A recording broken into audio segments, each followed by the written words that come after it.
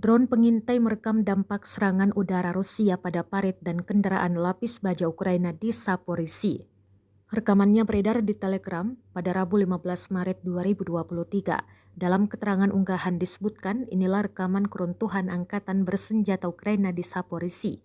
Rusia meluncurkan serangan udara yang berdampak pada 3 unit kendaraan lapis baja Ukraina hingga paritnya. Pasukan infanteri Ukraina tampak ketar-ketir menyelamatkan diri. Tampak kendaraan lapis baja Ukraina yang hancur dan terbakar. Beruntung tak ada korban jiwa yang dilaporkan dalam penyerangan ini. Di lain sisi, tentara Ukraina dikabarkan makin terpuruk di timur kota Bakhmut. Hal ini dibenarkan Komandan Pasukan Ukraina Andriy Tuman. Ia juga khawatir pasukannya makin dikepung di sejumlah wilayah.